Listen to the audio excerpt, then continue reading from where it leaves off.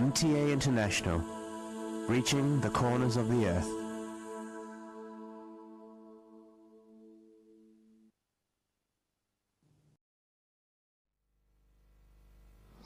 صلی علی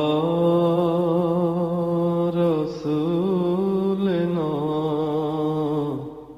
صلی علی محمد صلی علی نبینا صلی علی محمد صلی علی کریمنا صلی علی محمد صلی علی حبیبنا صلی علی محمد صلی علی امامنا صلی علی محمد صلی علی نبینا صلی علی محمد صلی علی رسولنا صلی علی محمد صلی علی شفیعنا صلی علی محمد صلی علی کریمنا صلی علی محمد صلی علی حبیبنا صلی علی محمد صلی علی امامنا صلی علی محمد صلی علی رحیمنا صلی علی محمد صلی علی نبینا صلی علی محمد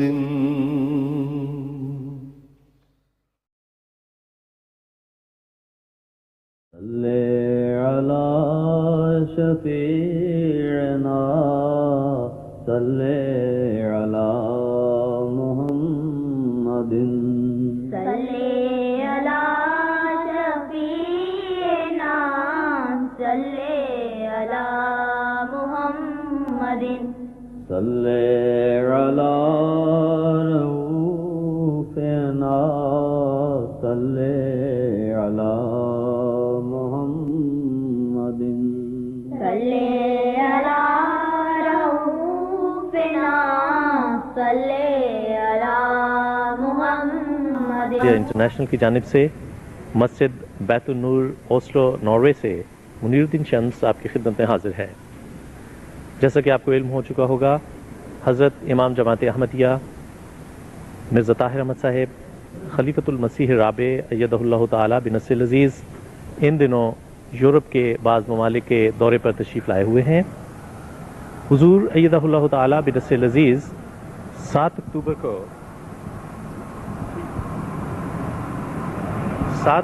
کو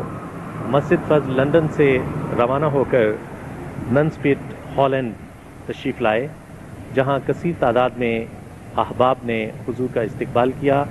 اور حضور سے مصافحے کا شرف حاصل کیا. حضور ایدہ اللہ تعالی بنصر العزیز کچھ دیر کے لیے سائیکلنگ کے لیے بھی تشریف لے گئے اور اگلی صبح یعنی 8 اکتوبر کو گوٹنبرگ کے لیے جرمنی کی بندرگاہ کیل تشریف لے گئے، جہاں بعض احباب نے حضور کا استقبال کیا. یہاں حضور نے نماز ظہر و عصر باجماعت ادا فرمائی اور پھر بذریعہ فیری حضور گوٹنبرگ کے لیے تشریف لے گئے. اگلے روز 9 اکتوبر کی صبح کو حضور ایدہ اللہ تعالی بنصر العزیز گوٹنبرگ کی بندرگاہ پہنچے، جہاں امیر صاحب سویڈن بعض احباب کے ساتھ استقبال کے لیے موجود تھے. اسی طرح ناروے کے امیر مبشر احمد صاحب اور مختلف احباب بھی حضور کے استقبال کے لیے تشریف لائے ہوئے تھے. حضور ایدہ اللہ تعالی بنصر العزیز نے سب احباب کو مصافحے کا شرف بخشا اور یہاں سے حضور ایدہ اللہ تعالی بنصر العزیز مع قافلہ اوسلو کے لیے بذریعہ کار روانہ ہو کر شام سے قبل اوسلو ناروے کے مسجد بیت النور تشریف لے آئے، جہاں ایک کثیر تعداد میں احباب و خواتین حضور ایدہ اللہ تعالی بنصر العزیز کے استقبال کے لیے موجود تھے. حضور ایدہ اللہ تعالی بنصر العزیز نے تمام موجود احباب کو شرف مصافحہ بخشا. اسی روز مسجد بیت النور میں نماز مغرب و عشاء کی باجماعت ادائیگی کے بعد مجلس عرفان کا انعقاد ہوا، جس میں ایک کثیر تعداد میں احباب نے شمولیت کی اور حضور ایدہ اللہ تعالی بنصر العزیز سے مختلف سوالات پوچھے، جن کے حضور نے تسلی بخش جوابات ارشاد فرمائے. اس سے قبل نیشنل براڈ کاسٹنگ کارپوریشن نے حضور ایدہ اللہ تعالی بنصر العزیز کا ایک خصوصی ریڈیو انٹرویو ریکارڈ کیا، جو 10 اکتوبر کو ریڈیو پر نشر کیا گیا. 10 اکتوبر کی ہی صبح کو حضور ایدہ اللہ تعالی بنصر العزیز نے معمول کے دفتری امور بھی انجام دیے اور ہدایات سے نوازا. ناروے کی جماعت نے نئی مسجد بنانے کے لیے مسجد بیت النور سے قریباً 17 کلومیٹر کے فاصلے پر ایک جگہ حاصل کی ہے، کیونکہ مسجد بیت النور میں احباب اس کثرت سے تشریف لاتے ہیں کہ جگہ کافی نہیں ہوتی. اس لیے یہ ضرورت محسوس کی گئی تھی کہ باہر نکل کر کوئی زیادہ وسیع علاقہ حاصل کیا جائے اور اس جگہ پر مسجد کا قیام کیا جائے. حضور ایدہ اللہ تعالی بنصر العزیز 11 اکتوبر کو یعنی کل یہ جگہ دیکھنے کے لیے تشریف لے گئے، جہاں حضور ایدہ اللہ تعالی بنصر العزیز نے اجتماعی دعا بھی کروائی. اس کے بعض مناظر آپ کو آج بھی کسی وقت دکھائے جائیں گے. حضور ایدہ اللہ تعالی بنصر العزیز آج انشاءاللہ مسجد بیت النور میں خطبہ جمعہ کے ذریعہ جماعت احمدیہ ناروے کے 14ویں جلسہ سالانہ کا افتتاح فرمائیں گے. اس سے قبل انشاءاللہ پرچم کشائی کی جائے گی اور خطبہ جمعہ کے ذریعے جیسا کہ میں نے عرض کیا حضور ایدہ اللہ تعالی بنصر العزیز جماعت احمدیہ ناروے کے 14ویں جلسہ سالانہ کا افتتاح فرمائیں گے. خطبہ جمعہ انشاءاللہ ناروے سے براہ راست سیٹلائٹ کے ذریعہ آج آپ دیکھ اور سن سکیں گے. گزشتہ کل شام 35 احمدی خاندانوں کے دور و نزدیک سے تشریف لائے ہوئے 150 افراد نے حضور ایدہ اللہ تعالی بنصر العزیز سے شرف ملاقات حاصل کیا اور اپنے نجی امور میں فردن فردن حضور ایدہ اللہ تعالیٰ بنصر العزیز سے رہنمائی حاصل کی۔ کل شام کے وقت نماز مغرب و عشاء کی باجماعت ادائیگی کے بعد حضور ایدہ اللہ تعالیٰ بنصر العزیز کے ساتھ ایک مجلس سوال و جواب منعقد ہوئی، جس میں کثیر تعداد میں شرفاء اور مقامی معززین نے حصہ لیا اور مختلف سوالات کے حضور ایدہ اللہ تعالیٰ بنصر العزیز نے جواب ارشاد فرمائے۔ ان کے سوالات کے جو انتہائی عالمانہ تھے اور دلچسپ تھے، حضور ایدہ اللہ تعالیٰ بنصر العزیز نے بڑی تفصیل سے جواب ارشاد فرمائے۔ یہ مجلس سوال و جواب 2 گھنٹے سے زائد عرصے تک جاری رہی۔ جیسا کہ میں نے عرض کیا ہے کہ آج سے جماعت احمدیہ ناروے کا 14واں جلسہ سالانہ مسجد بیت النور اوسلو ناروے میں شروع ہو رہا ہے۔ آئیے اس بارے میں چند باتیں امیر صاحب ناروے سے پوچھتے ہیں۔ آپ کے ساتھ افسر صاحب جلسہ سالانہ بھی موجود ہیں، تو آئیے ان سے گفتگو کرتے ہیں۔ امیر صاحب، آپ یہ بتائیے کہ یہ جو 14واں جلسہ سالانہ جماعت احمدیہ ناروے کا منعقد ہو رہا ہے، اس میں اس کی تیاریوں کے بارے میں ہمیں پہلے بتائیے کہ کہاں تک کی پہنچی ہیں۔ بسم اللہ الرحمن الرحیم۔ السلام علیکم ورحمۃ اللہ وبرکاتہ۔ خدا تعالیٰ کا بے حد فضل اور احسان ہے کہ آج ہم یہ توفیق پا رہے ہیں کہ اپنا 14واں جلسہ سالانہ منعقد کر سکیں۔ جہاں تک اس کی تیاریوں کا تعلق ہے، جیسے کہ آپ جانتے ہیں کہ یہ کافی عرصہ پہلے سے شروع ہو جاتی ہیں۔ یہاں کے افراد جماعت نے، بچوں نے، عورتوں نے، مردوں نے، نوجوانوں نے، سب نے بڑے ہی جذبے سے، پیار سے، شوق سے دن رات اپنے اوقات کی قربانی کی، اور یہاں جو بھی کام انہیں دیا گیا وقار عمل کے سلسلے میں یا اور جیسا کہ تیاری کے سلسلے میں، انہوں نے دن رات محنت کر کے خدا تعالیٰ کے فضل سے تمام انتظامات جو ہیں وہ اب محض خدا کے فضل سے مکمل ہو چکے ہیں۔ اور آج جیسا کہ آپ نے ارشاد فرمایا، ابھی تھوڑی دیر بعد سیدی حضور ہمارے اس جلسہ کا خطبہ جمعہ میں افتتاح فرمائیں گے۔ جیسا کہ یہاں یہ پتہ چل رہا ہے کہ اللہ تعالیٰ کے فضل و کرم سے دور و نزدیک سے احباب تشریف لا چکے ہیں اور مسجد پوری طرح بھر چکی ہے۔ کوئی آپ کو اندازہ ہے کہ کتنے افراد یہاں اس وقت تک تشریف لا چکے ہیں؟ اس وقت تک خدا تعالیٰ کے فضل سے افراد جماعت اور بچوں کو ملا کے 500 سے زائد تک کی حاضری جو ہے وہ اس کی رپورٹ ہے۔ اور جیسا کہ آپ دیکھ رہے ہیں کہ ہماری مسجد اب بہت چھوٹی پڑ رہی ہے۔ ہم نے اس کے متبادل انتظامات کیے ہیں، یہاں سین میں بھی اور کچھ ٹینٹس بھی لگائے گئے ہیں۔ ہمیں امید ہے انشاءاللہ تعالیٰ کہ اس میں کسی طرح سے آج احباب سما جائیں گے، اور پھر خدا تعالیٰ نے جیسے ہمیں بڑی جگہ عطا فرمائی ہے، ہم بہت جلد اس کو آباد کریں گے اور اب وہاں پہ اپنا جلسہ سالانہ منعقد کریں گے۔ اس کے بارے میں افسر صاحب جلسہ سالانہ رائے عبدالقدیر صاحب، آپ یہ بتائیے کہ یہ جو جلسہ سالانہ کے انتظامات میں تو بہت وقت چاہیے ہوتا ہے اور بہت پہلے سے اس کے انتظامات شروع ہو جاتے ہیں۔ یہ بتائیے کہ کتنا عرصہ پہلے آپ نے یہ انتظامات شروع کیے؟ یہ انتظامات ہم نے تقریباً 2 ماہ قبل شروع کر دیے تھے۔ تقریباً یہ 2 ماہ قبل ہم نے پورے کام کا آغاز کر دیا تھا، اور میرے ساتھ 6 نائب افسر جلسہ سالانہ ہیں جو اس کام میں میری مدد کر رہے ہیں۔ اس کے علاوہ ناظمین اور محتمین جو ہیں ان کے کارکن وہ خدمت سر انجام دے رہے ہیں۔ اس کے علاوہ جلسہ سالانہ کے خاص پروگراموں میں اس دفعہ بوسنز کی آمد بھی ہے متوقع، ان کے لیے اسپیشل انتظامات، ان کو دور سے لانے کے لیے اسپیشل انتظامات کیے جا رہے ہیں۔ بوسنز کن کے لانے کا انتظام کیا جا رہا ہے؟ بوسنین اور البانین جو یہاں سے تقریباً 100 اور 150 کلومیٹر دور رہتے ہیں، ان کو بھی انشاءاللہ ہم اتوار کے دن ان کی مجلس سے سوال و جواب ہے وہ اس میں تشریف لائیں گے۔ تقریباً ہمارے اندازے کے مطابق 100 کے قریب بوسن جو ہیں وہ متوقع ہیں جو اس میں شامل ہوں گے۔ یہ امیر صاحب یہ بتائیے کہ اس جلسے سالانہ کی سب سے نمایاں خصوصیت کیا ہے؟ خدا تعالیٰ کے فضل سے ہمارے اس جلسہ سالانہ کی نمایاں خصوصیت یہ ہے کہ سید حضور پہلی دفعہ ہمارے اس جلسہ سالانہ میں شرکت فرما رہے ہیں، اس لحاظ سے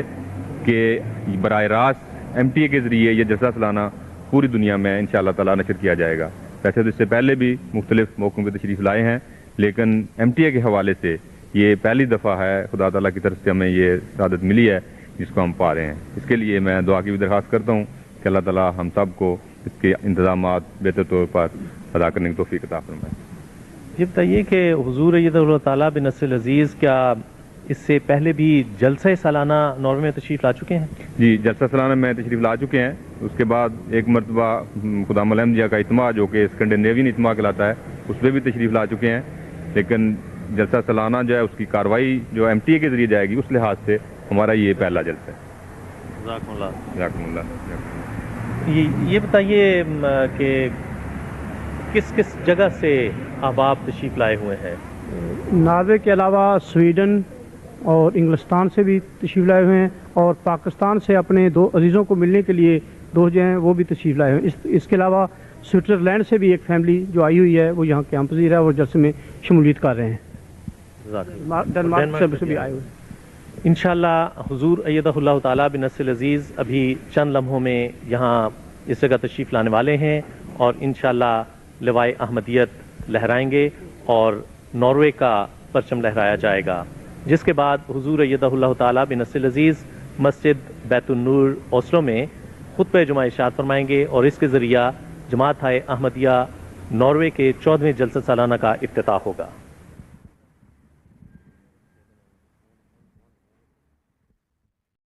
صلی علی شفیعنا صلی علی محمد صلی علی شفیعنا صلی علی محمد صلی علی رؤوفنا صلی علی محمد صلی علی رؤوفنا صلی علی محمد صلی علی رحیمنا صلی علی محمد صلی علی رحیمنا صلی علی محمد صلی علی رفیقنا صلی علی محمد صلی علی رفیقنا صلی علی محمد صلی علی حبیبنا صلی علی محمد صلی علی حبیبنا صلی علی محمد صلی علی نبینا صلی علی محمد صلی علی نبینا صلی علی محمد صلی علی رسولنا صلی علی محمد صلی علی رسولنا صلی علی محمد صلی علی شفیعنا صلی علی محمد صلی علی شفیعنا صلی علی محمد صلی علی رؤوفنا صلی علی محمد صلی علی رؤوفنا صلی علی محمد صلی علی رحیمنا صلی علی محمد صلی علی رحیمنا صلی علی محمد صلی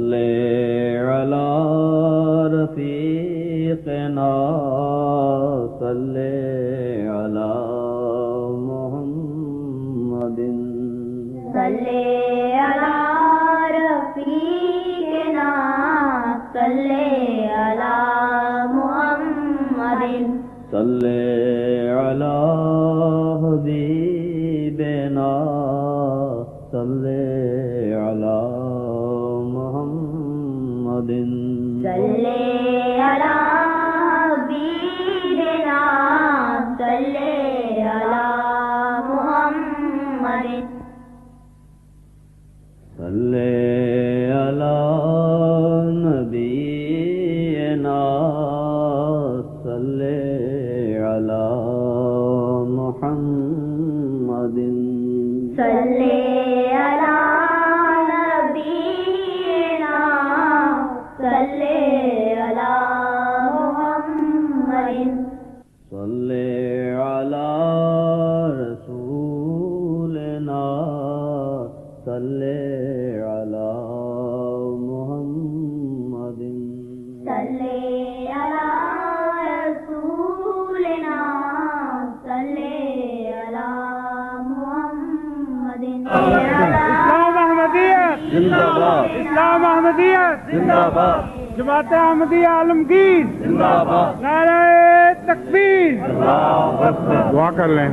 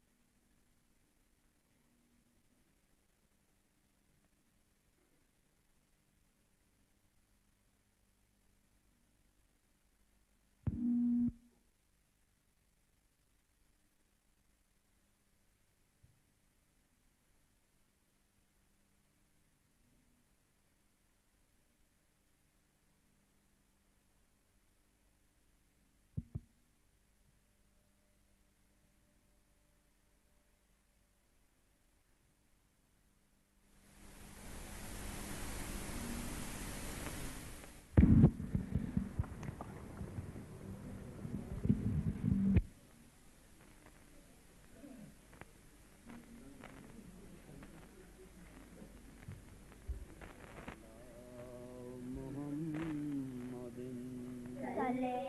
علی شفیعنا صلی علی محمد صلی علی رؤوفنا صلی علی محمد صلی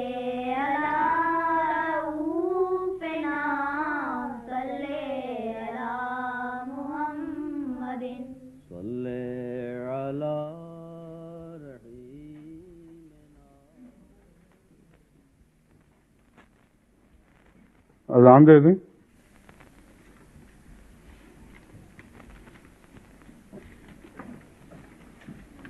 الله أكبر الله أكبر الله أكبر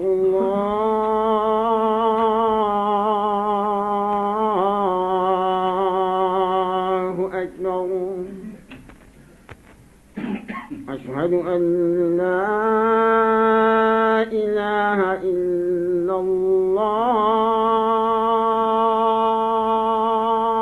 الله أشهد أن لا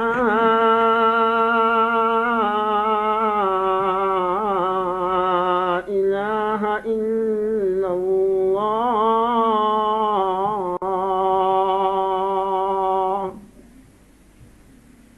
أشهد أن محمدا رسول الله أشهد أن محمدا رسول الله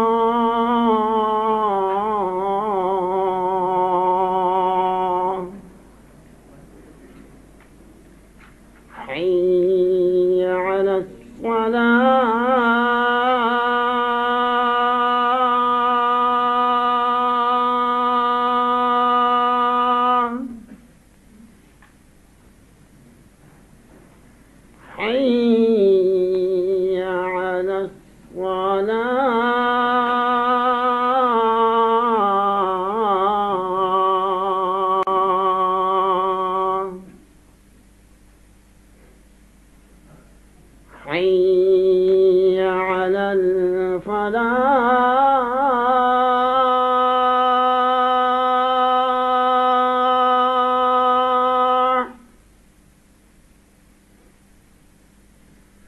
حي على الفلاح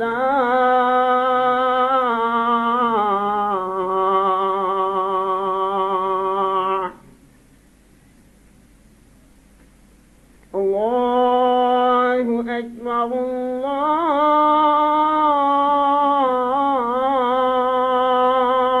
الله أكبر لا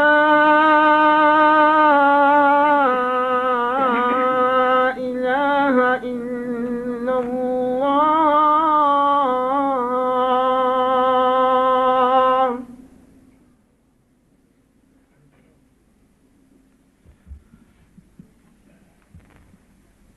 أشهد أن لا إله إلا الله وحده لا شريك له وأشهد أن محمدا عبده ورسوله أما بعد فأعوذ بالله من الشيطان الرجيم بسم الله الرحمن الرحيم الحمد لله رب العالمين الرحمن الرحيم مالك يوم الدين إياك نعبد وإياك نستعين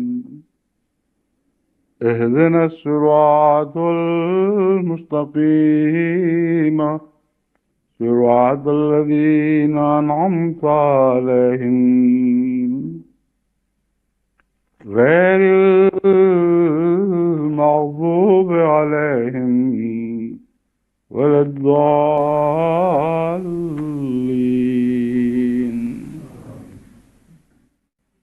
ومن أحسن قولا ممن دعا إلى الله ومن أحسن قولا ممن دعا إلى الله وعمل صالحا وقال إنني من المسلمين.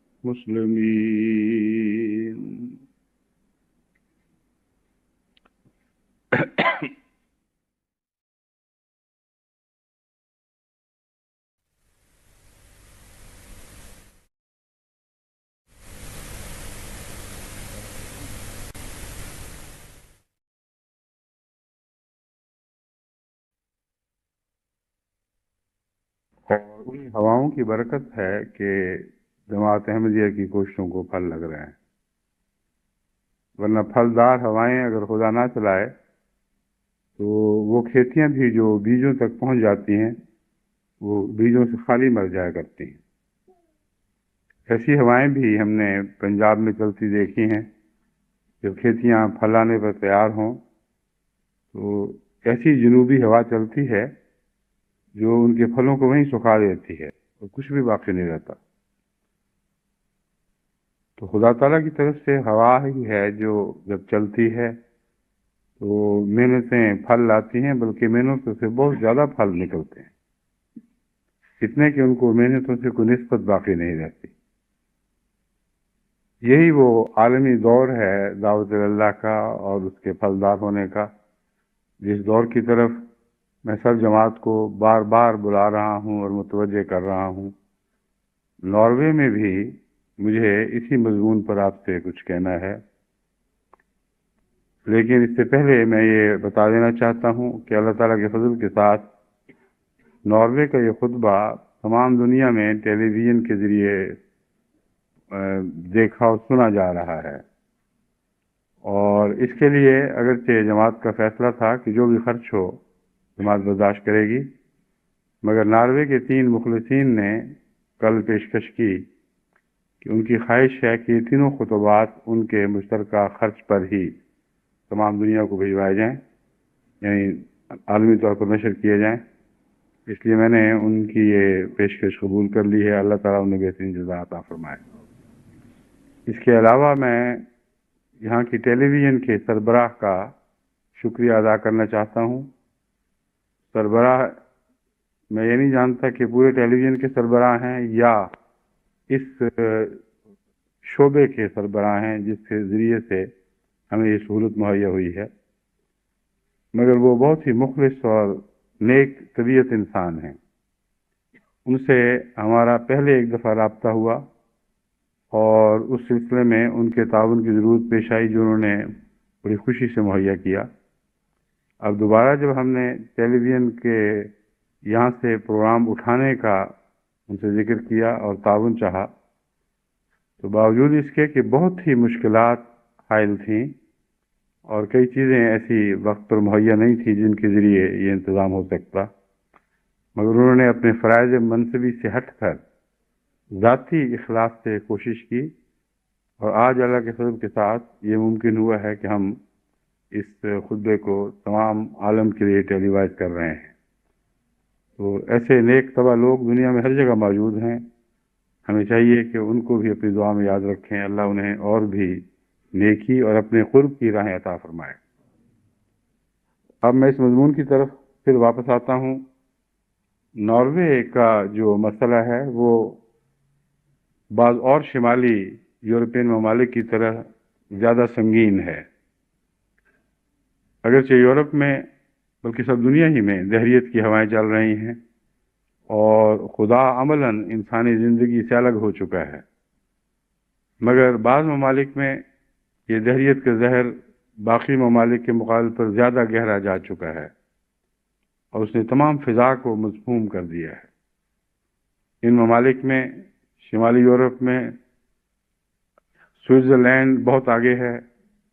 سوئٹزرلینڈ کے تمام تعلیمی ادارے عملاً دہریت کی آماج جگہ بن چکے ہیں۔ اسی طرح شمالی یورپ میں سب سے زیادہ اس پیننسولا کو دہریت میں آگے بڑھنے کی توفیق تو نہیں کہنا چاہیے، آگے بڑھنے کی جسارت ہوئی ہے۔ یعنی اسکینڈینیوین پیننسولا ڈنمارک سے لے کر ناروے کی شمال تک باقی شمالی ممالک کے مقابل پر دہریت میں بہت آگے بڑھے ہوئے ہیں، اور ان کے بھی تعلیمی ادارے ہیں زیادہ تر جو دہریت کی آماج گاہ ہیں۔ اس وجہ سے ان کو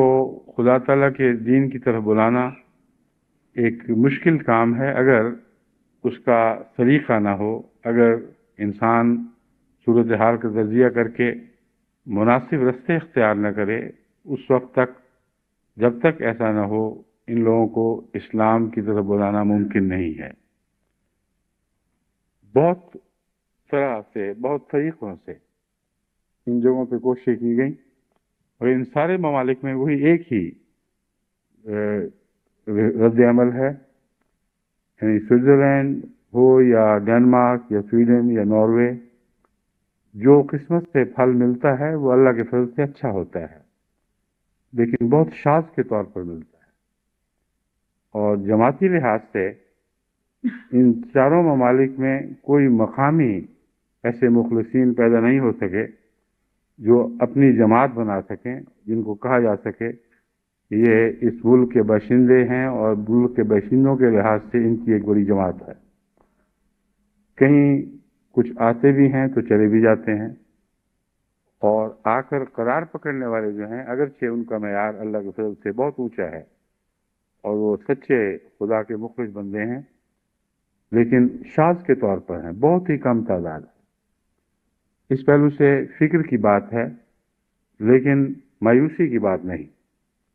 فکر کی اس پہلو سے ہے کہ ہمیں معلوم کرنا چاہیے کہ کون سے طریق ہیں جن سے ان قوموں کو دین کی طرف بلایا جا سکتا ہے۔ اس آیت کریمہ سے متعلق جس کی میں نے تلاوت کی ہے، میں پہلے بھی اس مضمون پر روشنی ڈال چکا ہوں کہ قرآن کریم نے کسی حکمت کے پیش نظر دعوت اسلام کا ذکر نہیں فرمایا، کسی مذہب کا نام نہیں لیا، بلکہ دعوت اللہ کا ذکر فرمایا ہے۔ اور آن حضرت صلی اللہ علیہ وآلہ وسلم کو بھی داعی اللہ کے طور پر پیش فرمایا گیا ہے۔ اس میں بہت گہری حکمت ہے، اور بہت بڑی غلطی ہوگی اگر ہم اس حکمت کو نظر انداز کر کے کوئی تبلیغی منصوبہ بنائیں۔ وہ قومیں جو مذہب سے دور جا چکی ہیں، ان میں بہت حد تک ان مذاہب کے بگڑے ہوئے عقائد کا تعلق ہے جو ان کی عقل سے متصادم ہو چکے ہیں۔ بس ان کا دہریہ ہونا ویسا قصور نہیں جیسا کہ سرسری نظر سے دکھائی دیتا ہے۔ امر واقعہ یہ ہے کہ اگر ایک مذہبی پس منظر بگڑ چکا ہو، اگر اس میں سے معقولیت کلیتاً خارج ہو چکی ہو، اگر انسانی سوچ اور فکر سے مذہبی عقائد متصادم ہو جائیں، تو ایسی جگہوں میں مذہب کا پایا جانا ان کی خوبی نہیں ہے،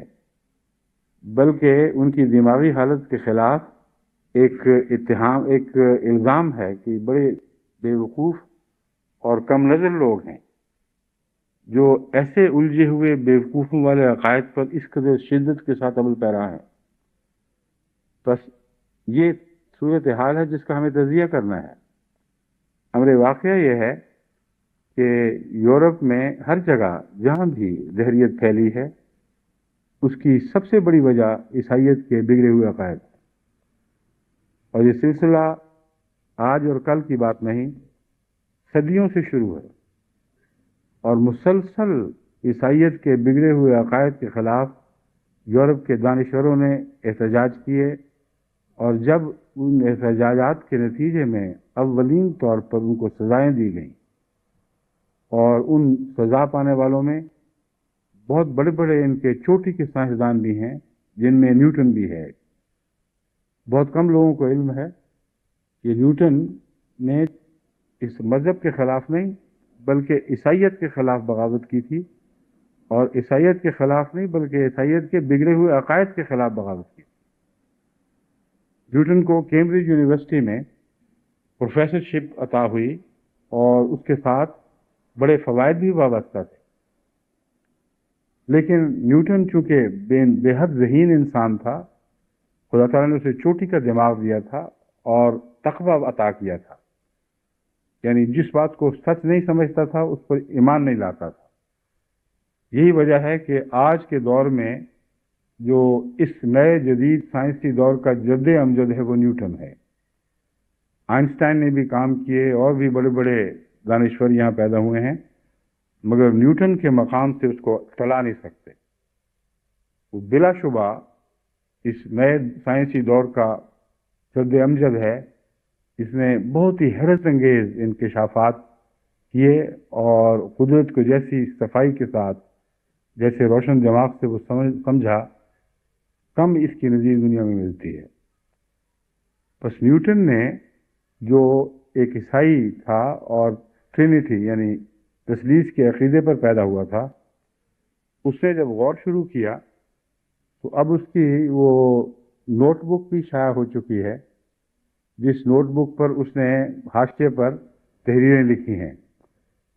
غور کرتے کرتے وہ کہتا ہے کہ مجھے یہ بات اب کسی طرح قبول نہیں ہے کہ خدا تین ہو، کیونکہ ساری کائنات کا مشاہدہ ایک خدا کی گواہی دے رہا ہے، اور جو دلائل ہیں عیسائیت کے وہ ثابت کر رہے ہیں کہ ان دلائل کا مسیح کی عیسائیت سے کوئی تعلق نہیں۔ اب دیکھیں، ایک دانشور ایسا ہونا چاہیے لمبے عرصے تک تحقیق کی، صرف سائنس کی گواہی پر عیسائیت کو رد نہیں کیا، بلکہ پھر جستجو کرتا ہوا مسیح تک پہنچا ہے، اور بائبل کے اولین آیات پر، جن پر در حقیقت عیسائیت کی بنیاد ہے، اور پھر پرانی بائبل یعنی تورات پر، اور اس کے بعد دوسری کتب پر،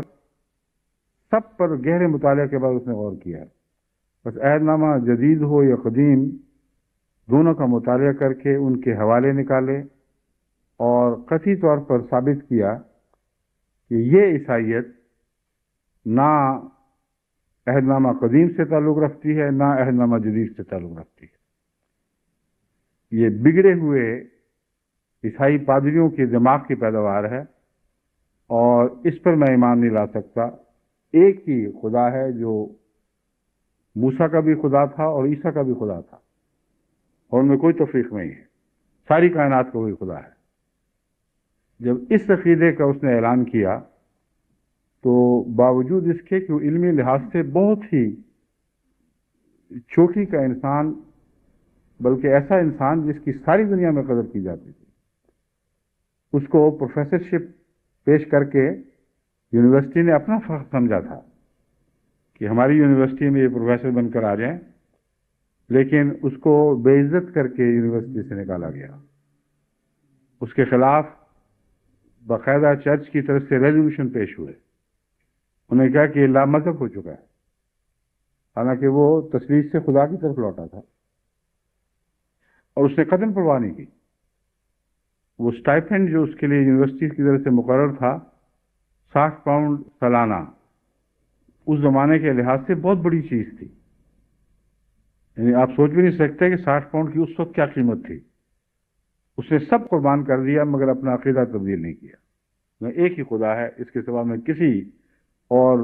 عقیدے کا قائل ہو نہیں سکتا، کیونکہ میرے دماغ کو تسلیم نہیں کرتا۔ یورپ کے دانشوروں نے سچائی کی قیمتیں ادا کی ہیں، اور جو چوٹی کے خدا پرست تھے ان کو عیسائیت نے دہریہ کر کے باہر نکالا ہے۔ اس کی اور بھی مثالیں ہیں جہاں بڑے بڑے دانشور جو فلسفہ دان اور حساب دان، جنہوں نے خدا کی توحید کی خاطر علم بلند کیا اور عیسائیت کے غلط عقیدوں کو رد کیا، ان کو ان کے مصنفین نے، جو ان کی بایوگرافی لکھنے والے ہیں، انہوں نے بھی دہریہ قرار دیا۔ انہوں نے کہا مذہب سے متنفر و دور ہو چکے۔ بہرحال یہ ایک بڑا دردناک باب ہے یورپ کی تاریخ کا، جس کا مطالعہ ہمارے لیے کئی پیغام لے کر آتا ہے۔ اول یہ کہ یورپ کو دہریہ کہہ کر یا دہریے کی طرف مائل ہو کر کلیتاً رد کر دینا اور یہ سمجھنا کہ یہ لوگ خدا کے دشمن ہیں، یہ درست نہیں ہے۔ وہ لوگ جو دہریہ کہلائے ہیں ان میں بڑے بڑے خدا پرست تھے، انہوں نے اپنے توحید کی عقیدے کی قیمت ادا کی ہے۔ اور آج بھی اکثر جو دہریہ ہو چکے ہیں، یہ سوچ کر کہ وہ دہریہ ہیں، وہ مذہب کو مانیں گے نہیں،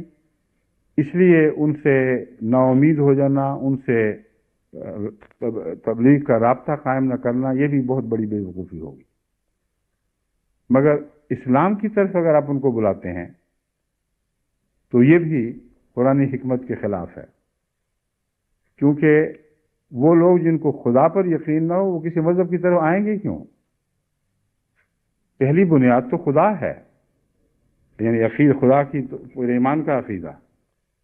آپ لوگ بے شمار بحثیں ان سے کرتے رہیں کہ عیسائیت ایسی ہے، اسلام ایسا ہے، اسلام میں یہ فضیلت ہے، عیسائیت میں یہ نقائص ہیں۔ وہ لوگ جو اپنی دانشوری اور عقل کی وجہ سے خدائی سے پیچھے ہٹ چکے ہیں، کیونکہ خدا کا غلط تصور ان کو پیش کیا گیا، وہ آپ کے اسلام کی کیا قدر کریں گے؟ شرافت کے ساتھ، نرمی کے ساتھ باتیں سنیں گے اور ہاں میں ہاں بھی ملا دیں گے، اگلا قدم نہیں اٹھائیں گے۔ اس لیے جہاں بیماری ہے اس جڑ کو پکڑنا ضروری ہے۔ بس دعوت اللہ کا مطلب یہ ہے ان کو اس خدا کی طرف واپس لاؤ جو ان سے کھو چکا ہے، اللہ تعالیٰ پر ایمان کی طرف واپس لے کے آؤ۔ اگر یہاں لے آؤ گے تو پھر رسالت کا ذکر شروع ہوگا، اس سے پہلے نہیں ہو سکتا۔ یہی سبق خدا تعالیٰ نے ہمیں کلمہ میں دیا، لا الہ الا اللہ محمد رسول اللہ، اور لا الہ الا اللہ پر اتنا زور دیا گیا کہ ایک موقع پر آن حضرت صلی اللہ علیہ وسلم نے فرمایا من قال لا الہ الا اللہ دخل الجنہ۔ وہاں اپنی رسالت کا بھی ذکر نہیں فرمایا، کیونکہ لا الہ الا اللہ میں دراصل تمام قسم کی رسالتوں کا تصور موجود ہے۔ اگر اللہ کے سوا کوئی معبود نہیں تو اس معبود سے رابطہ ہوگا کیسے؟ وہ رابطہ ہے جس کا نام رسالت ہے. چنانچہ اللہ تعالیٰ نے کلمہ کے بعد لا الہ الا اللہ کے بعد اگلا سبق یہ سکھایا لا الہ الا اللہ محمد رسول اللہ یا محمد عبدہ اشہد ان محمد عبدہ و رسولہ. تو رسالت کی طرف آپ پہلے بلانا شروع کریں, لا الہ الا اللہ کی طرف توجہ نہ ہو, اور خالی ایسی تختی پر جو چکنی ہو چکی ہو اس پر لکھنے کی کوشش کریں, کچھ بھی لکھا نہیں جائے گا. وہ چکناہٹ دہریت کی چکناہٹ ہے, اس کو پہلے دھوئیں اور صاف کریں, پھر آپ دیکھیں کہ کس طرح یہ اسلام کی طرف مائل ہوں گے. اور دانشور اگر خدا کا قائل ہوگا تو اس کے لیے اسلام کے سوا چارہ ہی کوئی, کیونکہ وہ لوگ جو عیسائیت میں متشدد ہیں اکثر بے وقوفی کی وجہ سے ہیں. انہوں نے اپنے دماغ بند کر لیے ہیں. وہ کہتے ہیں عقیدہ جو بھی ہو وہ سچا ہے, ہم نے ماننا یہی ہے. یہی وہ لوگ ہیں جو انتہا پرست مسلمانوں میں بھی مل رہے ہیں, ہندوؤں میں بھی ملتے ہیں, دنیا کے ہر مذہب میں موجود ہیں, اور ان کی انتہا پسندی ان کی بے وقوفی کا مظہر ہے. جنہوں نے عقل سے کچھ سوچا ہی نہیں, جنہوں نے کہا بس جو کچھ کہا گیا درست ہے, جو کچھ لکھا گیا صحیح لکھا گیا. اور لکھنے والے کون تھے؟ وہ ازمنہ وسطیٰ کے وہ مذہبی رہنما یا اسکالر جنہوں نے جو سمجھا وہ لکھ دیا, اور یہ سمجھے کہ یہ خدا کا نوشتہ ہے. بس ان کا لکھے ہوئے پر ایمان لانا فی الحقیقت خدا کے لکھے پر ایمان لانا نہیں, بلکہ بگڑے ہوئے دور کے علماء کے لکھے پر ایمان لانا ہے. اور سوائے بے وقوف کے کوئی ان علماء کی تحریروں پر ایمان لا ہی نہیں سکتا, کیونکہ ازمنہ وسطی کے یا ازمنہ وسطیٰ کے جو علماء تھے ان میں بڑے بڑے چوٹی کے بزرگ علماء بھی تھے, مگر جن کو انہوں نے پیروی کے لیے چنا ہے ان لوگوں کو چنا ہے جن کا دنیا کے متعلق کوئی علم نہیں تھا, اور باوجود علم نہ ہونے کے انہوں نے دنیا کے غلط نقشے کھینچے اور قرآن کریم کی غلط تفسیریں کی, اور قرآن کریم کی طرف وہ تحکم منسوخ کیا جو قرآن میں موجود نہیں تھا. یعنی جبر کے ساتھ دنیا میں اسلام کو پھیلاؤ, اسلام تمہیں حق دیتا ہے کہ جو کوئی بھی اسلام کے خلاف بات کرے یا کسی بزرگ کے خلاف بات کرے اس کی گردن اڑا دو. یہ باتیں نوشتہ خدا تو نہیں تھیں, نہ تمام علماء نے لکھی, مگر جنہوں نے لکھی ان کی انہوں نے پیروی کی اور ان کی نیک باتوں کو چھوڑ بیٹھے. بس اس پہلو سے بے وقوفی ہے کہ اول تو قرآن اور رسول کی طرف متوجہ ہونے کی بجائے انہوں نے اسلام ازمنہ وسطیٰ کے علماء سے سیکھا, اور پھر ان کی ہر اچھی بات کو رد کرتے ہوئے بے اعتنائی کرتے ہوئے اس سے کوئی پرواہ نہیں کی, صرف ان باتوں کو چنا جن میں انسان کو انسان کے خلاف نفرت کی تعلیم دی جاتی ہے, جن میں مذہب کے نام پر تشدد کی تعلیم دی جاتی ہے, جن میں مسلمان کو تحکم کا حق دیا جا رہا ہے. اور یہی حال عیسائیوں کا بھی ہے, یہی حال ہندوؤں کا بھی ہے, کوئی مذہب بھی اس صورتحال سے مستثنا نہیں ہے. تو ایسے لوگ جو ان لوگوں کو رد کر بیٹھے ہوں, ان کو اگر آپ مذہب کی طرف بلائیں گے تو جس مذہب کی طرف بلائیں گے اس مذہب کی ایک بھیانک تاریخ ان کی آنکھوں کے سامنے ابھر آئے گی. اسلام کی طرف بلائیں گے تو وہ سمجھیں گے خمینی کی طرف بلایا جا رہا ہے, اسلام کی طرف بلائیں گے تو قذافی کی طرف سمجھیں گے بلایا جا رہا ہے, سعودی عرب کے شہزادوں کی طرف بلایا جا رہا ہے. ہر دفعہ جب بھی آپ اسلام کا نام لیں گے ان ممالک میں کسی ایک تصور کا ابھرنا لازم ہے, جیسے کہ جو ان کی درمیانی زمانے کی تاریخ ہے اسپین وغیرہ کے دور کی, اس میں جب عیسائیت کا نام لیتے ہیں تو اسپین کے ظالم بادشاہوں کا تصور اٹھتا ہے, انسان کی نظر کے سامنے اٹھ کھڑا ہوتا ہے, اور اسی تصور کو انسان عیسائیت کا نمائندہ سمجھتا ہے. بس اس طرز عمل میں بہت سے خدشات ہیں. اول تو یہ کہ جن کو مذہب سے اس بنا پر دوری ہوئی ہو کہ مذہب ان کی عقل میں نہیں آتا, ان کو مذہب کی طرف بلائیں, کسی نام سے بھی بلائیں وہ دور بھاگیں گے. لیکن اس زمانے میں خصوصیت سے اس زمانے میں اگر آپ اسلام کا نام لیں گے تو وہ بھڑک اٹھیں گے، بعض دفعہ شدت تشدد کا اظہار کرتے ہوئے پیچھے ہٹ جائیں گے، بعض شرافت سے باتیں سن لیں گے اور کوئی دلچسپی نہیں دکھائیں گے۔ بس یہاں آپ عیسائیت اور اسلام اور دوسری تحریکات کے یا مذاہب کے موازنے کے ذریعے ان لوگوں کے دلوں میں جا نہیں پا سکتے۔ ومن احسن قولا ممن دعا الی اللہ، ایک ہی رستہ ہے، اللہ کی طرف بلائیں، اور اللہ کی طرف بلانے کی مختلف راہیں ہیں، ہر شخص کے لیے وہ راہ کھلی ہے، اور ہر شخص خدا کی طرف آنے کی ضرورت محسوس کر رہا ہے۔ اب منصوبے بننے چاہیے تو اس محور کے گرد گھومنے چاہیے، اسی محور کے گرد بننے چاہیے۔ اللہ کی طرف بلانے کے طریق کیا کیا ہیں اور کس طرح یہ خدا کی طرف مائل ہو سکتے ہیں؟ اللہ تعالیٰ ایک عالمی تصور رکھتا ہے، یعنی اسلام نے اسے ایک عالمی خدا بلکہ سارے کائنات کے ایک ہی خدا کے طور پر پیش فرمایا ہے۔ اس لیے خدا کی طرف بلانے والے کے لیے ضروری ہے کہ اس میں عالمی صفات ہوں، وہ ہر قسم کے تعصبات سے پاک ہو، وہ یورپ اور غیر یورپ میں تفریق نہ جانتا ہو، یعنی ان معنوں میں کہ اس کا عمل کسی قسم کے مشرقی تعصب کے زیر اثر نہ ہو۔ مذہبی طور پر بھی وہ محض نام کی طرف نہ بلانے والا ہو، بلکہ ایسے خدا کی طرف بلانے والا جو ساری کائنات کا خدا ہے، سب انسانوں کا رب، اور اس کے لیے اس پر لازم ہے کہ اپنے اندر خدا کے وہ رنگ پیدا کرے،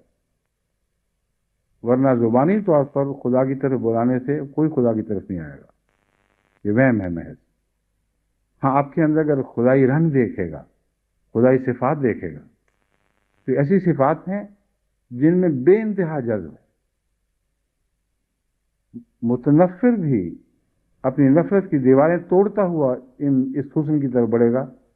اگر واقعتاً صفات الہی کی طرف سے اس کو دعوت ملے، اور صفات الہی کا انسان میں جلوہ گر ہونا ہی ہے جس کا اس آیت میں ذکر ہے، یعنی اسی آیت میں ذکر ہے، وَمَنْ أَحْسَنُ قَوْلًا مِّمَّنْ دَعَا إِلَى اللَّهِ وَعَمِلَ صَالِحًا۔ اب عمل صالح بھی محض اسلام کے ساتھ خاص نہیں ہے۔ عمل صالح قرآن کریم کا مطالعہ کر کے دیکھنے ہر مذہب کی طرف منسوب فرمایا گیا ہے۔ ہر شخص جو ایمان لاتا اور عمل صالح کرتا ہے، خواہ وہ یہودی ہو خواہ وہ عیسائی ہو، اللہ تعالیٰ نے اس کو پیار کی نظر سے دیکھا ہے۔ اگر اپنے ایمان میں سچا ہو اور اس میں دوگلا پن نہ پایا جاتا، اگر یوم آخرت کا قائل ہو اور اس کے مطابق اپنے اعمال کی نگرانی کرتا ہو، یہ وہ شرائط ہیں جن کے ساتھ اللہ تعالیٰ نے عمل صالح کو تمام بنی نوع انسان کی طرف منسوب فرمایا ہے، خاص کسی مذہب سے تعلق رکھتے ہیں۔ تو دعوت اللہ دراصل دو دعوتیں ہیں۔ یہ بات ہے جو دعوت اللہ کرنے والے بعض دفعہ بھول جاتے ہیں۔ ایک دعوت ہے لوگوں کو خدا کی طرف بلانا، اور ایک دعوت ہے اپنے آپ کو خدا کی طرف بلانا۔ اپنے آپ کو جو خدا کی طرف بلانا ہے، یہ اصل مشکل کام ہے، اور جب تک یہ مشکل حل نہ ہو اگلی بات ہو نہیں سکتی، کیونکہ منحصر ہے اس پر کہ آپ پہلے اپنے نفس کو خدا کی طرف بلائیں اور ہر دعوت جو اپنے نفس کو دیں اس پر لبیک کہیں۔ بس عمل صالحا اور دعوت اللہ دراصل ایک ہی چیز کے دو نام ہیں، صرف مخاطب بدل گئے ہیں۔ دعوت اللہ کرنے والا داعی اللہ ہے جب لوگوں کو خدا کی طرف بلاتا ہے، اور داعی اللہ ہی ہے جب وہ اپنے وجود کو، اپنے نفس کو خدا کی طرف بلاتا ہے، اور اس کے نتیجے میں عمل صالح کا دور شروع ہو جاتا ہے۔ اعمال صالحہ کو اپنانے کا دور، جس کو ہم صبغت اللہ بھی کہہ سکتے ہیں، یعنی اللہ کے رنگ کو اپنانا، اور اس سے بہتر اور کون سے رنگ ہو سکتے ہیں؟ تو من احسن کا جو ترجمہ ہے اس کا مطلب ہے اس سے زیادہ حسین کون ہو سکتا ہے؟ حسن میں ایک کشش ہے، حسن میں ایک جاذبیت ہے، اور اللہ تعالیٰ فرماتا ہے کہ یہ کر کے دیکھو جو ہم تمہیں بتا رہے ہیں، اللہ کی طرف بلاؤ لیکن اپنے نفس کو بھی بلاؤ، اور جب اپنے نفس کو بلا چکو گے تب تم کہہ سکو گے کہ میں مسلمان ہوں۔ مسلمان کا مطلب یہاں صرف مسلم بمعنی مسلمان جو عام طور پر معروف معنی ہیں وہ نہیں، بلکہ وہ وسیع معنی ہیں جس کا قرآن کریم میں ذکر ملتا ہے، جس کی روح سے حضرت ابراہیم بھی مسلمان تھے، اس سے پہلے دیگر انبیاء بھی سب مسلمان تھے۔ ان معنوں میں مسلمان تھے کہ جب خدا نے کہا اسلم، اسلام لے آؤ، یعنی اپنے آپ کو میرے سپرد کر دو، تو انہوں نے اپنے آپ کو اپنے خدا تعالیٰ کے سپرد کر دیا۔ بس یہ ہر وہ انسان جو دعوت اللہ کا شغف رکھتا ہے اس میں مگن ہو جاتا ہے، اور ساتھ ساتھ اپنے نفس کو بھی دعوت دیتا ہے کہ خدا کی طرف لوٹو، ورنہ کوئی تمہاری آواز پر خدا کی آواز پر تمہارے کہنے پر خدا کی طرف رجوع نہیں کرے گا۔ یہ ایک سوال اٹھتا ہے کہ پھر کیسے اس میں طاقت پیدا ہوتی ہے؟ اس کا جواب تو اس آیت کا عنوان بتا چکا ہے، وَمَنْ أَحْسَنُ۔ اس سے زیادہ بھی حسین قول کسی کا ہو سکتا ہے جو لوگوں کو بھی خدا کی طرف بلائے اور اپنے آپ کو بھی خدا کی طرف بلا رہا ہو، اور اس کے اعمال خوبصورت ہوتے ہوتے ایسے حسن میں ڈھل جائیں کہ اس کے قول کی تائید کرنے لگیں،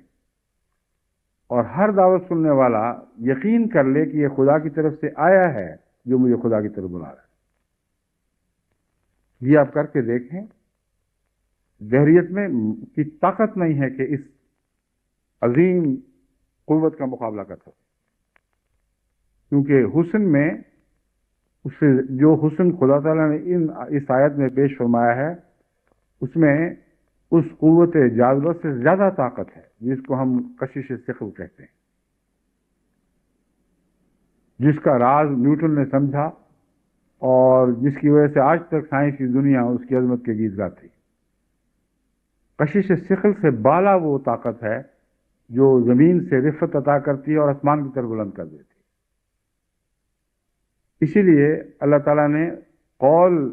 سچے قول اور کلمہ حق کے متعلق یہ فرمایا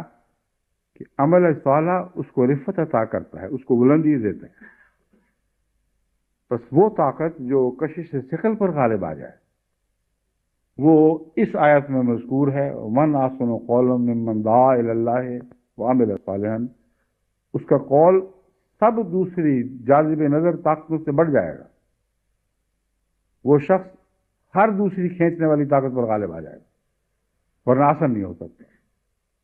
آسن کا مطلب ہے سب سے زیادہ حسین، اور جو سب سے زیادہ حسین ہے وہ لازماً اپنی طرف کھینچے گا۔ جتنے مرضی لوگ بیٹھے ہوں، بعض دفعہ عالمی طور پر حسیناؤں کے اجتماع ہو جاتے ہیں اور بڑی بڑی اس کی متعلق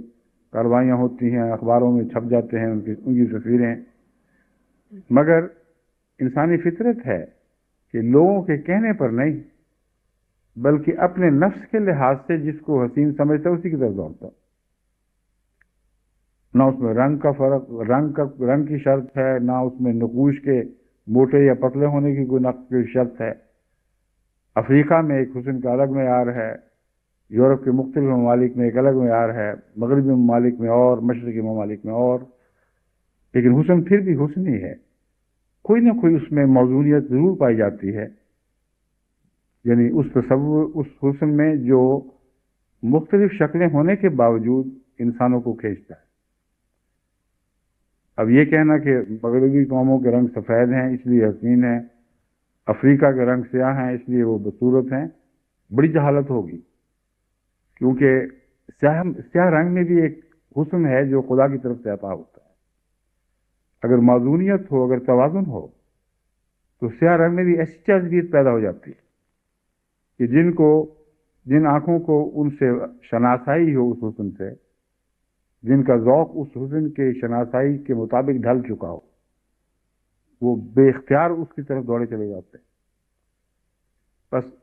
حسن کا مطلب ہے ہر قسم کے حسن سے بڑھ کر جتنی بھی جاذب نظر چیزیں ہیں جو بھی دوسرے کو کھینچنے کا ادعا کرتی ہیں یا کھینچنے کی طاقت رکھتی ہیں، ان سب سے بڑھ کر اس داعی اللہ میں حسن ہے جو خدا کی طرف بلاتا ہے، غیروں کو بھی اور اپنے نفس کو بھی، اور بلاتے بلاتے ایسا کامل خدا کی آواز کے سامنے ایسا کامل طور پر جھک جاتا ہے کہ اپنے سارے وجود کو اس کے سپرد کر دیتا ہے۔ مسلمین کا یہ مطلب ہے، اس کا وجود اپنا نہیں رہتا، خدا کا وجود بن جاتا ہے، اور جب خدا کا وجود بن جائے اور خدا اس میں جلوہ گر ہو تو کوئی سفلی طاقت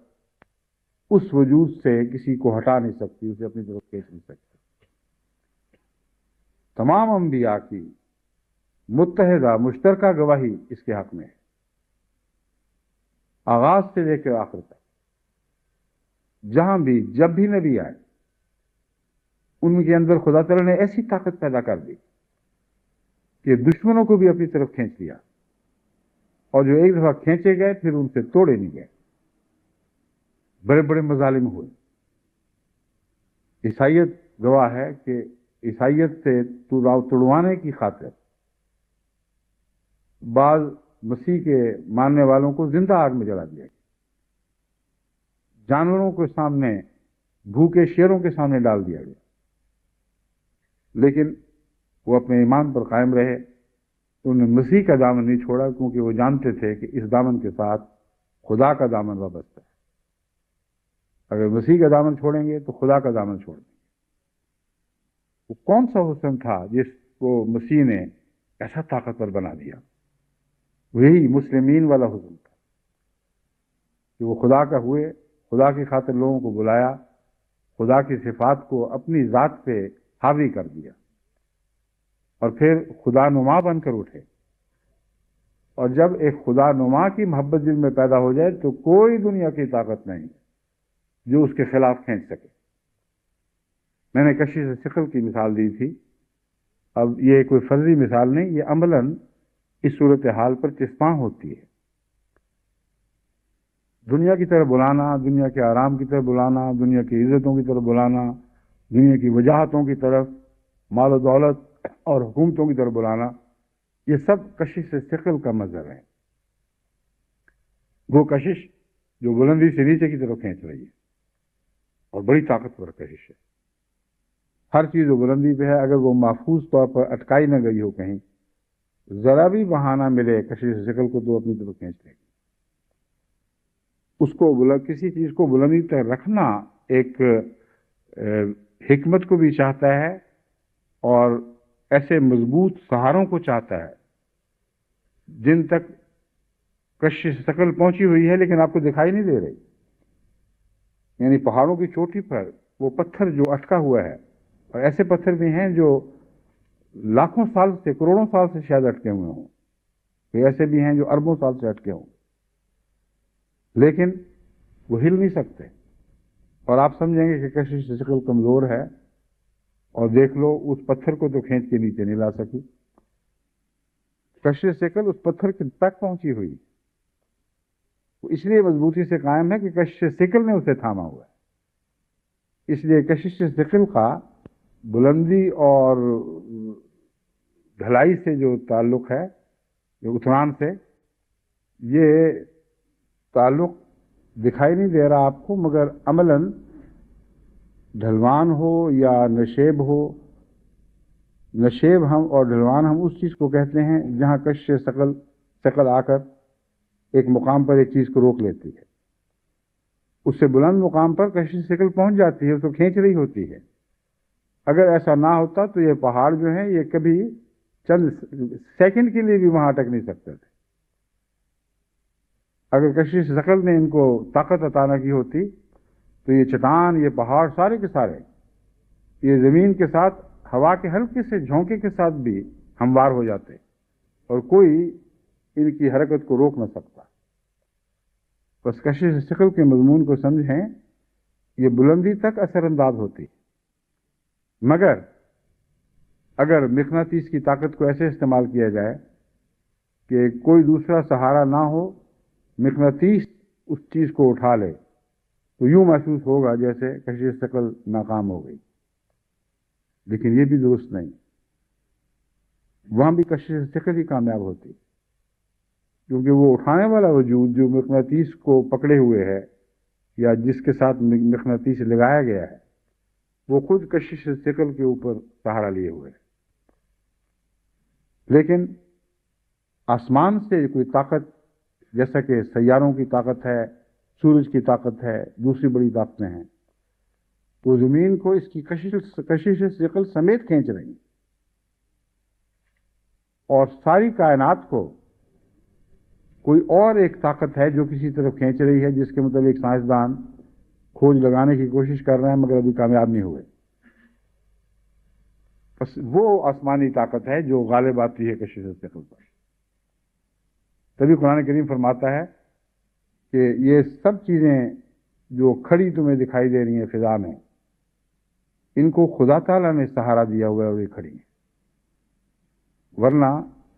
زمین کی کشش اور ان چیزوں کی آپس کی ایک دوسرے کی کشش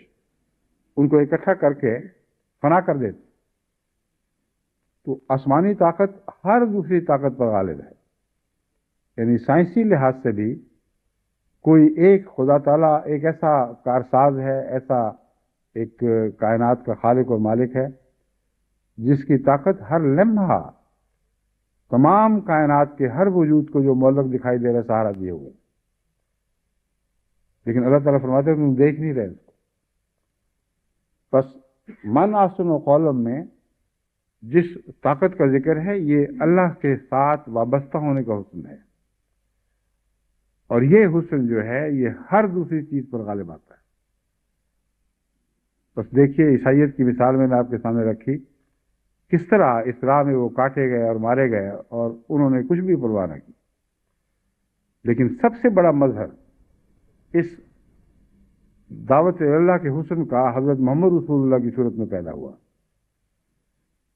دیکھیں کس شان کے ساتھ، کس قوت کے ساتھ اپنے دور میں ان لوگوں کو بھی کھینچا جو آپ سے نفرت کرنے والے تھے، اور ایسا کھینچا کہ جو خون کے پیاسے تھے وہ خون فدا کرنے پر کے لیے ترسنے لگے کہ کاش محمد رسول اللہ پر ہمارا خون بھی نچھاور ہوتا۔ یہ وہ آسمانی قوت ہے جو زمینی قوتوں پر غالب آنے والی، اور یہی محمد رسول اللہ کی قوت حسن تھی دراصل جس نے عرب میں ایک حیرت انگیز معجزہ برپا کیا، جو پھر عرب کی سرحدوں سے چھلک کر دوسری زمینوں میں جا پہنچا اور بڑی قوت کے ساتھ، بڑی تیزی کے ساتھ پھیلتا رہا ہے، اور اس وقت تک یہ پھیلا ہے جب تک آن حضرت صلی اللہ علیہ وآلہ وسلم کے حسن سے یہ لوگ حصہ پاتے رہے، اور اس حسن کی کشش سے دنیا کو اپنی طرف کھینچتے رہے اور اپنا بناتے رہے۔ اب نیا دور آ گیا ہے جب یہ بیچ میں اس کشش اور آج کے زمانے کے درمیان ایک بڑا انقطاع پیدا ہو چکا تھا۔ اسلام نے بڑھتے بڑھتے اپنے قدم روک لیے، اسلام نے نہیں روکے بلکہ در حقیقت مسلمانوں نے قدم روک لی، اور اسلام کے مظہر بنے ہوئے تھے، اس لیے دنیا کو یہی دکھائی دیا کہ اسلام نے اپنے قدم روک لیے ہیں۔ لیکن کیوں روکے؟ کیا واقعہ ہوا؟ اس لیے کہ وہ لوگ خود دنیا کی طرف مائل ہو گئے، اور جس کشش ثقل کے خلاف ان کو جہاد کرنا تھا، جس سے لوگوں کو نوچ کر بلندی کی طرف لے جانا تھا،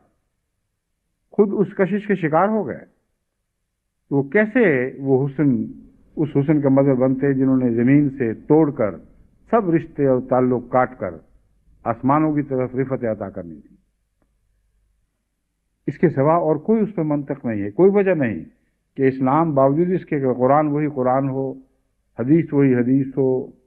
اسلام کا عمل فقہا میں اختلاف بھی ہو، بنیادی طور پر ایک ہی ہو، خدا کی عبادت کرنا ہے، روزے رکھنا ہے، نمازیں پڑھنی ہے، زکوٰۃ دینی ہے۔ تو جو ضمنی اختلافات ہیں آپ ان کو بھلا بھی دیں، نہیں بھلا دیں بلکہ، اور یہ سوچیں کہ اسلام اپنی ماہیت کے لحاظ سے، اپنی قوت کے لحاظ سے، اپنی تعلیم کے لحاظ سے قرآن میں بھی محفوظ تھا، سنت میں بھی محفوظ تھا، اور اس کے باوجود اسلام نے آگے بڑھنا بند کر دیا، اس لیے کہ مسلمان جو علم بردار تھے وہ خود کشش ثقل کا شکار ہو گئے، وہ زمین کی طرف جھک گئے، اور پھر ان میں یہ طاقت نہیں تھی کہ وہ آسمان کی طرف بلائے۔ اب یہ نیا دور شروع ہوا ہے، اب اس تاریخ کے پرحکمت مطالعہ سے فائدہ اٹھائیں۔ وہ تمام امور جو اسلام کی راہ میں حائل ہوئے ہیں، وہ تمام روکیں جنہوں نے اسلام کی ترقی کی راہیں بند کر دیں، ان کو دور کرنا ہے، لیکن ان روکوں کی تلاش میں باہر نہ نکلیں، اپنے نفس میں ڈوبیں۔ دیکھیں یہ تو وہی روکے ہیں جو آپ کے اندر موجود ہیں، کیونکہ اسلام کی راہ میں کوئی باہر کی روک کامیاب نہیں ہو سکی تھی۔ دیکھو کتنی بڑی بڑی طاقتیں تھیں جو اسلام سے ٹکرائیں اور اسلام کا رستہ روکنے کی دعوت دار بن کے اٹھے، لیکن پارا پارا ہو گئی۔ اس لیے اسلام کا راستہ روکنے کے لیے کوئی بیرونی طاقت کبھی کامیاب نہیں ہوئی۔ ہاں اندرونی ناکامیاں ہیں جو اسلام کا راستہ روکتی۔ تو عالم اسلام کی طاقت دیکھو 1 ارب سے تجاوز کر چکی ہے، لیکن اس ساری عالم اسلام کی 1 ارب کی جمعیت میں اتنی طاقت نہیں ہے کہ اسرائیل کے ایک چھوٹے سے علاقے کا مقابلہ کر سکے۔ دناتا ہوا اسلام کو، مسلمانوں کو مقابلے پر بلاتا ہے اور ظلم اور تشدد میں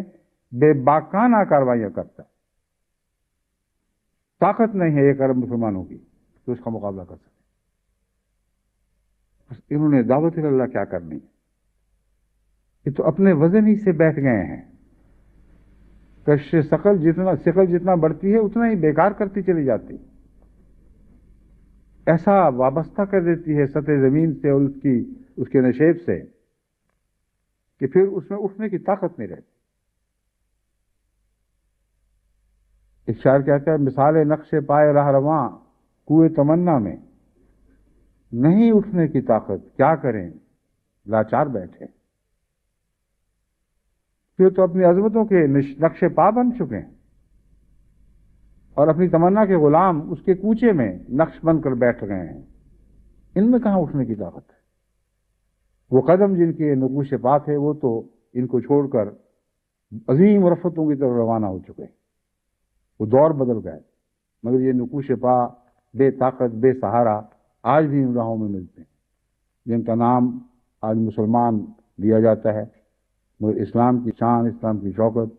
اسلام کی تمام صفات حسنہ جو غیر معمولی جذب کی طاقت رکھتی تھی وہ ان سے غائب ہو چکی۔ اگر نہ ہوتی تو یہ دردناک منظر جو آج ہر ایک کو دکھائی دے رہا ہے یہ پیدا ہی نہیں ہو سکتا تھا۔ آپ نے بدلنا ہے اس کو، ورنہ آپ وہ جماعت نہیں ہیں جن کو خدا تعالیٰ نے اس دنیا میں انقلاب کے لیے پیدا کیا۔ آپ نے لازماً بدلنا ہے، اور بدلنے کے لیے اپنے گھر سے باہر قدم اٹھانے کی ضرورت نہیں، اپنے نفس کے اندر جو کچھ بھی ہے وہ تبدیل کرنا ہے۔ ان اللہ لا یغیر ما بقوم حتی یغیروا ما بانفسہم، اللہ تعالیٰ کبھی کسی قوم کی حالت نہیں بدلتا جب تک وہ نہ بدل دیں جو ان کے نفوس میں ہے۔ بس دیکھیں دعوت اللہ کی آیت نے آپ کو کتنا وسیع اور عظیم اور کامل پیغام دیا ہے۔ فرمایا خدا کی طرف بلاؤ، اس سے زیادہ اچھی بات ہو نہیں سکتی، اس سے زیادہ حسین اور دلکش جاذب نظر بات ہو نہیں سکتی، لیکن اپنے آپ کو بھی بلاؤ، اس کے بغیر یہ بات مکمل نہیں ہوگی۔ عمل صالحا، نیک اعمال کی طرف رخ کرو، تب تم داعی اللہ بننے کے اہل ہوگے، اور اگر ایسا ہو جاؤ گے تو خدا تمہیں اجازت دیتا ہے کہ تم کہو کہ میں مسلمان ہوں، اس کے بغیر تمہیں مسلمان کہلانے کا بھی حق نہیں ہے۔ اور وہ شخص جسے خدا کہے کہ تم مسلمان ہو اور کہو کہ میں اعلان کرو، جیسا کہ حضرت صلی اللہ علیہ وسلم سے اعلان کروایا، انا اول المسلمین، میں تو ہر مسلمان سے بڑھ کر سب سے پہلا مسلمان۔ تو مسلمین کا یہ مطلب ہے، یعنی حضرت محمد مصطفیٰ صلی اللہ علیہ وسلم جن صفات حسنہ کی وجہ سے مسلمان بنے، مسلمان کہلائے، آپ کو خدا تعالیٰ نے خود فرمایا، اعلان کر دو کہ ہاں میں مسلمان ہوں۔ وہ صفات حسنہ پیدا کیے بغیر اب خدا کی طرف نہیں بلا سکتے، کیونکہ وہ سوسائٹی ہے خاص طور پر ناروے کی جو مذہب سے اس لیے مذہب سے متنفر ہونے کے بعد خدا سے متنفر ہو بیٹھی ہے، خدا سے روٹھ چکی ہے۔ خدا کی طرف واپس بلانے کے لیے ان کی کشش ثقل سے بڑھ کر ایک روحانی جذب آپ کو اپنے اندر پیدا کرنا ہوگا، جس کو قرآن کریم کی آیت من احسن قولا کہہ کے اس کی طرف متوجہ فرما رہی ہے۔ بڑا ہی جاذب نظر، یعنی جاذب نظر نہیں کہنا چاہیے، بڑا ہی حسین اور دلکش اور قوت جاذبہ رکھنے والا وجود آپ کا وجود بن جائے گا اگر آپ اس قرآن کی نصیحت پر عمل کریں اور پھر تجربہ کر کے دیکھیں۔ ناروے میں کثرت سے ایسے نوجوان ہیں جو سعید فطرت ہے، وہ چند جو شریر ہیں ان کو تو یہاں کا ٹیلی ویژن، یہاں کے اخبار اچھالتے ہیں اور کہتے ہیں ان میں ریسزم ہے، ان میں غیر قوموں سے نفرت پائی جاتی ہے، ان میں تشدد پایا جاتا ہے، مگر وہ چند ہیں۔ ناروے کی قوم بحیثیت قوم نیک مزاج اور سعید فطرت ہے، اور جب بھی ان کا واسطہ کسی ایسے انسان سے ہو جس میں وہ قدریں ہوں جن کو یہ عزت کی نگاہ سے دیکھتے ہیں تو لازم اس کی طرف مائل ہوتے ہیں۔ ہمارے بہت سے احمدی ہیں جن کے ساتھ پاکستان میں ظالمانہ سلوک ہوئے اور یہاں کی حکومت نے بھی اپنی لا علمی کی وجہ سے ان کے حق میں فیصلے نہیں لیے، خود یہاں سے لوگ اٹھے ہیں، انہوں نے حیرت انگیز طور پر محنت کی اور ان کی تائید شروع کی۔ یہاں سے ایک خاتون گئی، پاکستان جا کر ان کے ساتھ رابطے کیے، ان کے حالات دیکھے، واپس آ کر یہاں رپورٹیں شائع کی اور کہا کہ بڑا بھاری ظلم ہوا ہے، ہماری قوم پر داغ لگ گیا ہے۔ ایسے ایسے شریف النفس لوگ ہوں، ان کو دہریہ کہہ کر نظر انداز کر دیا جائے، بہت بڑی بے وقوفی ہے اور ظلم ہے۔ یہ دہریہ عقل کی وجہ سے ہیں، اگر یہ دہریہ نہ ہوتے تو بہت بڑے پاگل ہوتے، کیونکہ جو عقائد خدا کے متعلق ان کو بتائے گئے تھے ان پر قائم رہنا ہی دنیا پر ایک ظلم ہے۔ بس لا الہ والی تختی تو صاف ہو چکی، اب الا اللہ آپ نے بھرنا ہے، اور جہاں الا اللہ بھریں گے وہاں لازماً اس کا قطعی منطقانہ نتیجہ نکل کر رہے گا کہ محمد رسول اللہ سے پیدا ہوگا۔ بس لا الہ کا کام یہ قومیں کر چکی ہیں، الا اللہ کے رنگ آپ نے بھرنے۔ اگر اپنے وجود میں اللہ کا رنگ نہ بھرا ہو، اگر صفات باری تعالیٰ کی واقفیت ہی کوئی نہ ہو،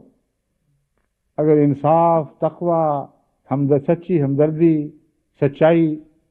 اور بنی نوع انسان کی خدمت پر ہمہ وقت تیار رہنا جیسے خدا رحمان ہے، قطع نظر رنگ، نسل، مذہب کے ہر ایک سے سچا پیار رکھنا اور اس کا عملی نمونہ دکھانا، شرافت سے بات کرنا، عقل سے بات کرنا، یہ سب الہی رنگ کے نمونے ہیں۔ بس الہی رنگ اختیار کریں اور آپ کا عمل صالح پیدا ہوگا۔ عمل صالح اور دعوت اللہ ایک ہی چیز کے دو نام ہیں۔ جب یہ دو طاقتیں اکٹھی ہو جائیں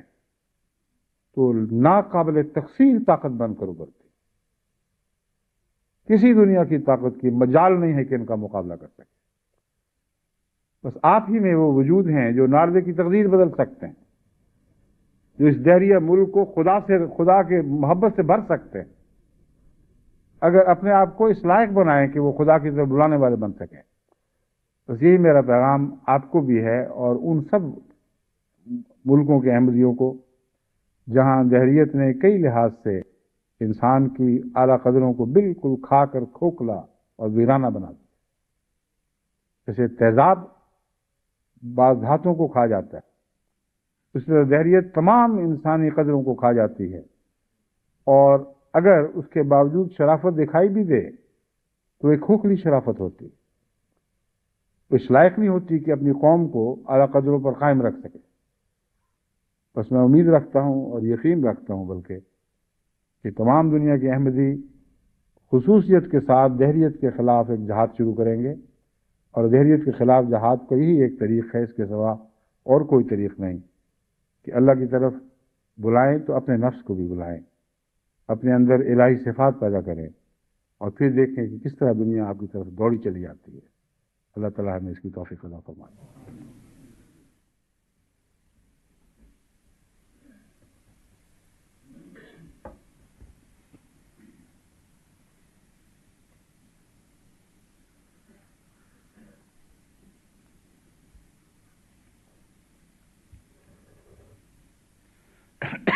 رابطہ 1 گھنٹے کا ہی تھا نا ان کا؟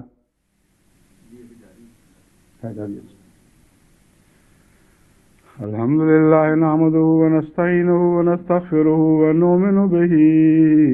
ونتوکل علیہ ونعوذ باللہ من شرور انفسنا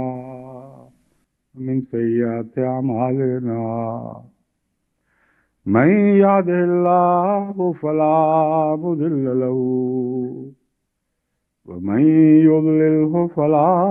هادي له ونشهد أن لا إله إلا الله وحده لا شريك له ونشهد أن محمدا عبده ورسوله عباد اللہ رحمكم اللہ ان اللہ یامر بالعدل والإحسان وإیتاء ذی القربى وینہی عن الفحشاء والمنکر والبغی یعظکم لعلکم تذکرون اذکروا اللہ یذکرکم وادعوہ یستجب لکم ولذکر اللہ اکبر۔